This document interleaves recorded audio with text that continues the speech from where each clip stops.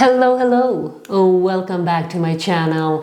And today we are going to learn, practice, and understand the techniques of how to stand up for yourself.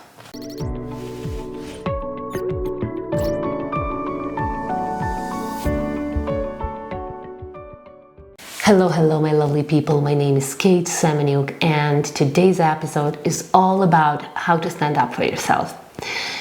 Tricky topic, right? It's about confidence, it's about self-love, it's about boundaries, it's about saying no, it's about standing up, it's about standing your ground, it's about setting the boundaries with your loved ones and at work and everywhere. So it's a very broad topic, but the first thing you need to know is how to recognize the environment that is pressing, that is burdening, that is manipulative, somewhere where you actually need to stand up for yourself. Because ego, you give the freedom to the ego and it will stand up for itself in very, very harmful ways. So you need to realize if you are in the environment that is manipulative. So red flags of a manipulative environment is in my other videos, right? So please watch it. I have a lot of videos about manipulators, narcissists, about red flags, about how manipulative people recruit others, about self-esteem. So today is more about actions, what you need to do. So in order to understand the red flags, you need to listen to yourself. If you don't have that capacity to listen how you feel around people, then you won't be able to recognize those red flags. One of the best books that I like to recommend people who want to develop their intuition and who want to recognize the red flags of manipulations, of abuse, of some even dangerous situations and dangerous people is The Gift of Fear. I love this book. I'm gonna leave the link below, so please buy it, listen to it online or on Audible, and you will absolutely love it. Really, it just gives you so much more understanding, and it's to the point where it releases the anxiety. Some of the very disturbing scenes there can actually trigger a big understanding and realization, so you will love it. You will need to listen to yourself, how you feel in a certain situations. Do you feel like you are not yourself? Do you feel like you're playing a role? Do you feel like you have to put a mask on? Do you feel like you need to quiet down? Do you feel like you cannot step into your full potential? Do you feel like you're not supported? Do you feel like it's not safe? All of these red flags you can find within yourself. Yes, if you want to learn how to listen to yourself, how to notice your emotions, how to notice your feelings, how to notice and observe other people, I have a free online course. It's free, it's 7-day, it's short videos, meditations where you can uncover, unleash that observant side of you, which has always been there. And please, it's a link in the description as well. You can go and sign up for that as well. I love that course. So learn how to recognize the red flags. For example, you recognize that I need to stand up. It's my workplace and I feel like I'm bullied, or I feel like someone is just suppressing my feelings, or someone is doing anything that is harming, that is not beneficial for you. And you love the place, for example, you love the job, you don't want to leave the job, you want to really, really stand up for yourself. So your first thing is to observe, right, the manipulative tendencies of that person. So what are they using? Are they using gaslighting? Are they using avoidance? Are they using anger? Are they using yelling? Are they using gossiping? Are they using complaining? Are they using nurturing is not a nice word to be connected with guilt, but are they using to provoke, right? To trigger guilt inside of you, or blame or shame.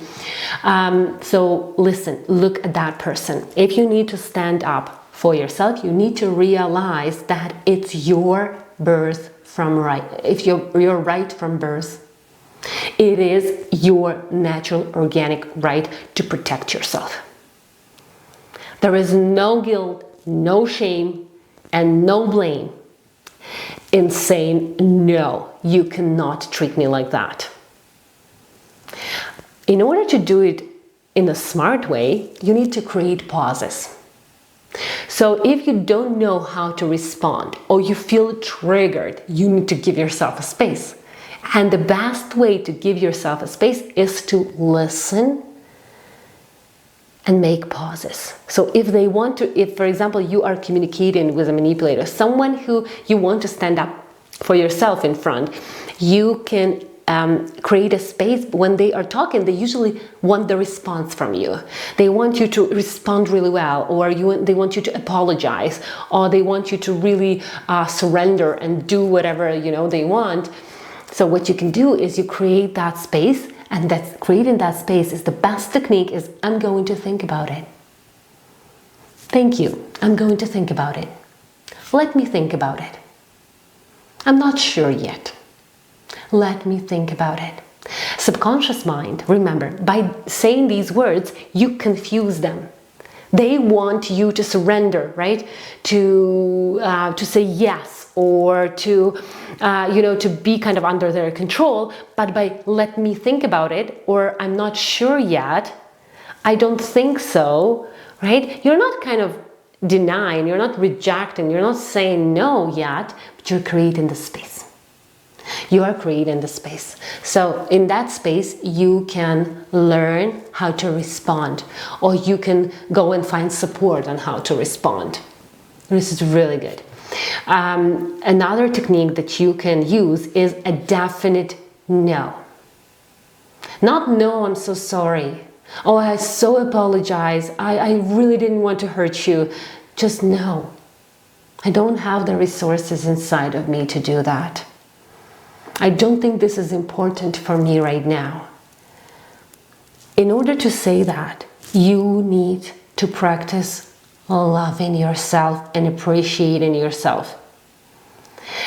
If you cannot do that with a psychologist or a therapist, right? Or by the way, people work with me because I'm a hypnotherapist and I help them access those subconscious triggers, right? Why in the first place they cannot stand up for themselves. If you don't have that ability or possibility, you need to practice martial arts. It's not about physical at all, but martial arts, they really train your resilience of your mind. Any type of martial arts will teach you to go inwards and to regain the power within you. So any type of martial arts will help you to shift your testosterone, right? To spike your testosterone. And testosterone is responsible for willpower. Testosterone is responsible for action. And for some people, this level of hormone is so low that they are depressed. Right? It has a very, very strong connection to depression and anxiety. So martial arts will help you. So this is like a physical resilience. This is where you actually train to endure the pain, endure the uncomfortable feelings. Because people who cannot stand up for themselves, people who have lack of confidence, they usually have this very low pain resilience. They will run. They have a habit of running away from pain. Running away from pain while sitting in a constant chronic pain. When you are running away from pain, you are sitting in a lower level of pain, but it's a constant and chronic. Have you noticed that? When you self-sabotage or when you procrastinate, it's kind of feel okay. You are avoiding the pain or the uncomfortable feelings. However, you are also in that huge, big, chronic, level of pain. So that's what happens. So I gave you these really good advices. Another thing that you can do in order to stand up for yourself is to be around people who know how to do that. Be around people who are very confident. Confidence is a trust. Confidence is when you trust yourself. So people feel like, oh, confidence is something. No, confidence is simply confidere, right? So believing in yourself. When you can come out into every environment, into any situation, and you know that the universe will take care of it because you trust yourself. An incredible habit. Don't think that it's like a bomb that comes from the universe on you. No. No, it doesn't happen. You train it. You were born with it, by the way, but very often in childhood it's suppressed, so we forget that we have it. But it's a natural ability. You can regain it, reclaim it back, re-nurture it. So being around someone who knows how to stand up for themselves. This is crucial. Where it can happen. It can happen at masterminds. Right? Masterminds is these groups according to the interests, usually business masterminds, sometimes self-development masterminds. And really, anything you do for your own healing is going to be a mastermind for you, because you are going to master your mind. People who cannot stand up for themselves, they just don't know how to master their mind yet. But this is something that you can do. So being around people who know how to do that, and just without comparing yourself, listen. Oh, he did this, she did this. I like that phrase. I like that. And then it's contagious. It's absolutely contagious. So once you are around people, be around people who are more confident. First, because they will not judge you. People who are confident, they don't judge because they trust the universe, they trust themselves, full of love. We're not talking about people who are disrespectful. We're not talking about that. We're talking about people who are confident. They usually don't judge, right? Because they are focused on themselves, not on someone else. Being in that environment will help you so much to stand up for yourself. Really, to stand up for yourself. Creating spaces, I want to really add to it, right? When you create a space, I forgot to really mention that, you confuse the subconscious mind of a manipulator. Right? And then what happens is you shift yourself in you feel like, oh, I'm just silent, right? I'm not even saying anything. But at the same time, by silence, you actually lift yourself above the manipulator. This is really crucial to understand. So these 3 techniques that you can use, right, that can help you. So creating a space, saying that, well, I will think about it. Let me think about it. I'm not sure yet.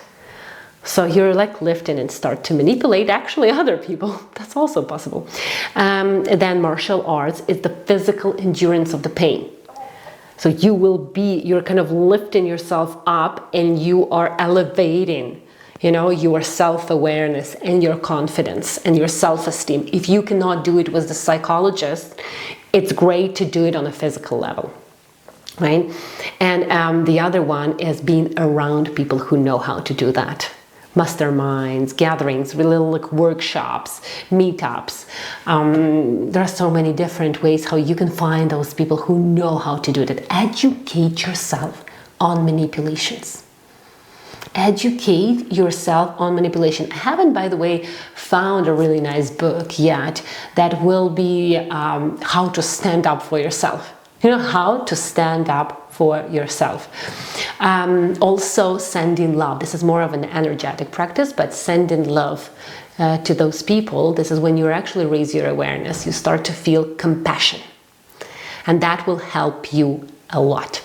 So I hope this was very valuable for you. If you have any questions, if you want more information on that, please comment below. Tell me, Kate, I want to hear this. I want to hear more about this. I'm struggling with this in my life, and I'm going to make a video about it with actionable plan and techniques and tools that you can use in everyday life. But they're based on the power of your subconscious mind. My name is Kate. I'm a hypnotherapist. Again, if you want to work with me, DM me, or the link for the consultations are in the description. I love you all. Be healthy emotionally and physically. Bye.